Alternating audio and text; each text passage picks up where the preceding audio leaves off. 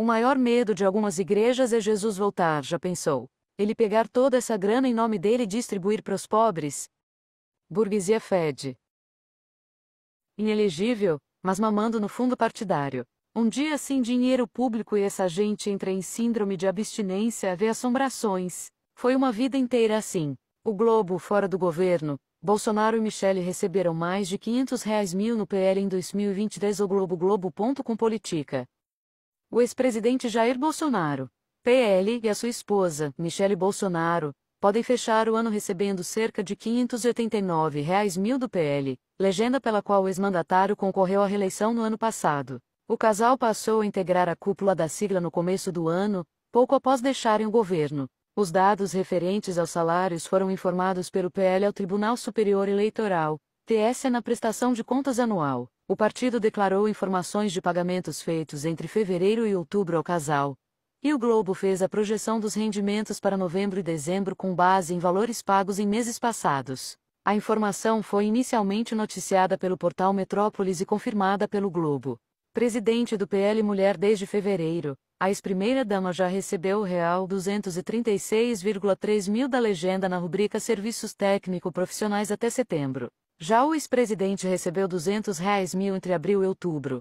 O casal recebe como dirigentes partidários, de R$ 30.483,16. O valor é pouco menor que o recebido por Bolsonaro enquanto estava à frente da presidência, de R$ 30.934,70. Não estão incluídos no valor despesas com assessores, advogados e despesas como deslocamentos e alimentação. Principal beneficiado pelo fundo partidário, o PL somou R$ 140.072.720,75 em recursos disponíveis para gasto neste ano, sendo mais de 99% provenientes do conhecido fundão.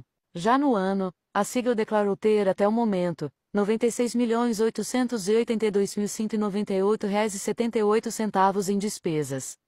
Deputada que teve a coragem de pagar um jornal para fazer uma reportagem elogiando ela. E pior, pagou com dinheiro público. Ah, mas eu tenho certeza que para fazer um negócio desse tem que ser uma deputada do PT, de esquerda. Com certeza! Olha lá, vamos ver a notícia. Júlia Zanata? Júlia Zanata, é? É, mas a Júlia Zanata não é aquela deputada bolsonarista lá de Santa Catarina? É ela mesmo, né? Então, a Júlia Zanata pagou R$ 5.000 para ser elogiada por jornal durante a tragédia das chuvas lá em Santa Catarina. No mês de outubro, quando os catarinenses já registravam problemas com as chuvas, a deputada destinou R$ 5.000 da sua cota parlamentar, dinheiro público, né, para divulgação da atividade parlamentar no site do jornal Razão.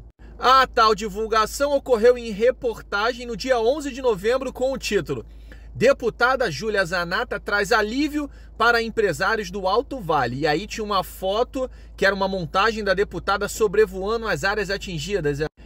A foto foi uma montagem porque nessa época ela estava viajando nos Estados Unidos. Ela viajou para Nova York com uma comitiva bolsonarista, aproveitando para emendar o recesso no Congresso com o feriado de 15 de novembro, Não, isso aí deve ser mentira da esquerda.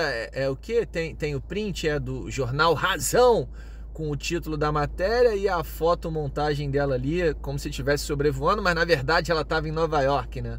Não, mas se a reportagem diz que ela ajudou os empresários, ela deve ter ajudado. O quê? A própria notícia diz que foi a Receita Federal que anunciou a prorrogação do prazo de pagamento do Simples Nacional para os empreendedores de 4 cidades ali do Alto Vale do Itajaí. Ou seja, foi uma ação do governo Lula, e a reportagem estava dizendo que foi uma ação dela, mais uma mentira? Não, mas quem garante que isso aí não foi uma mentira, uma fake news da esquerda? Por acaso tem a nota dela pagando os R$ 5.000 para o jornal Razão? Tem mesmo, a nota fiscal eletrônica? Tá bom, então. Então tá bom. Se alguém quiser descobrir mais informações, é só seguir a repórter investigativa Amanda Miranda, que foi quem descobriu esse caso aí da Júlia Zanata. Ao invés de isolar Manaus com variante Covid desconverta pelo Japão, o governo Bolsonaro fez um aplicativo que receitou cloroquina para um bebê de colo, para um gato animal de estimação, não isolou Manaus e deixou acabar o oxigênio, Logo colocou doentes com variante nova do coronavírus nos aviões e mandou para outros estados brasileiros espalhando a variante nova mortal. O aumento nas mortes saltou para 400 mil e chegou a 700 mil, enquanto a Anvisa lutava para não colocar coronavírus na bula da cloroquina. O presidente do Conselho de Medicina dizia na Rádio Jovem Pan que cloroquina é inofensiva. São crimes que continuam impunes, com os criminosos livres e ricos. No país de Josué de Castro, presidente do Conselho Federal de Medicina e bolsonarista declarado, o Brasil pagará muito tempo pela geração do mito. Como médico, só desejo deixar a medicina brasileira espalhafatosa. Após mudar de São Paulo para Pernambuco, estudo sozinho em casa medicina e economia para aprender a deixar de vez a medicina, falta pouco. Logo não será mais preciso conviver com bolsominions, graças ao estudo e à educação. Ver o presidente do Conselho Federal de Medicina claramente da extrema-direita repetindo os diálogos pseudocientíficos em defesa do escroque Bolsonaro, desanima qualquer um que estuda e vê hospitais particulares esculachando vidas, com aval dos conselhos médicos corporativistas. Não se assuste, ninguém mais estuda direito, são maioria os ignorantões, então você, se do minoria, jamais organizará o mundo.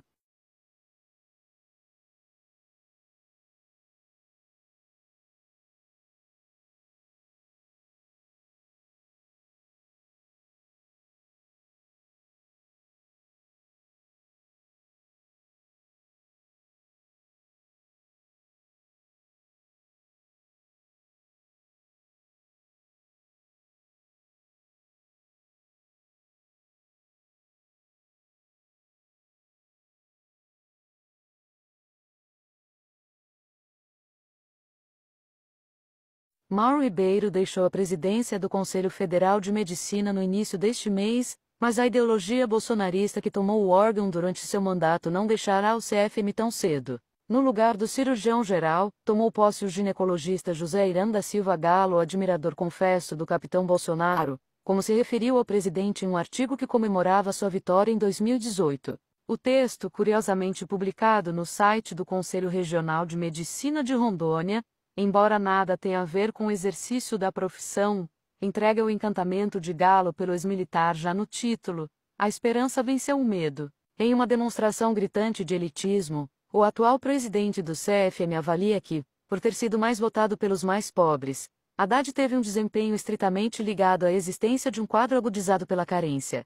Já Bolsonaro, que liderou entre os mais ricos, teria contado com os votos de quem espera medidas que ataquem problemas como o desemprego, a falta de segurança e a corrupção em vez de caridade.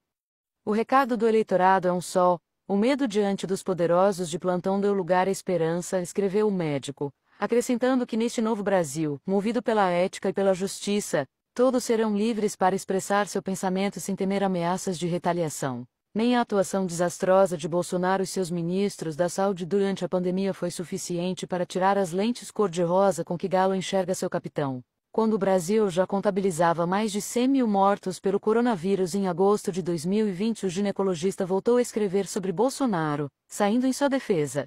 Para ele eram injustas as tentativas de culpar o presidente pela situação do país, típicas de quem sai à caça de bruxas e de bodes expiatórios, ignorando que em processos assim, erros e acertos se sucedem. Até aí Bolsonaro já havia afirmado que a Covid-19 não passava de uma gripezinha e soltado outras frases que marcariam seu desprezo pela crise sanitária, como não sou coveiro, e daí lamento, quer que eu faça o quê? Mas nenhum dedo de Galo se virou para ele. Esses eram apenas deslizes na comunicação do governo federal que, na visão do médico, se desdobrou para aumentar a oferta de leitos, além de contratar médicos e repassar recursos aos estados. Os dedos de Galo tinham outros alvos.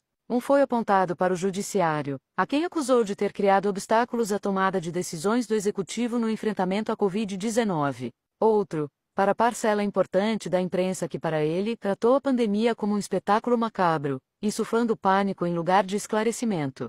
Até na hora de defletir culpa, o presidente do CFM e o presidente da República estão na mesma página. Ao invés de isolar Manaus com variante Covid desconverta pelo Japão, o governo Bolsonaro fez um aplicativo que receitou cloroquina para um bebê de colo, para um gato animal de estimação, não isolou Manaus e deixou acabar o oxigênio, Logo colocou doentes com variante nova do coronavírus nos aviões e mandou para outros estados brasileiros espalhando a variante nova mortal. O aumento nas mortes saltou para 400 mil e chegou a 700 mil, enquanto a Anvisa lutava para não colocar coronavírus na bula da cloroquina. O presidente do Conselho de Medicina dizia na Rádio Jovem Pan que cloroquina é inofensiva. São crimes que continuam impunes, com os criminosos livres e ricos.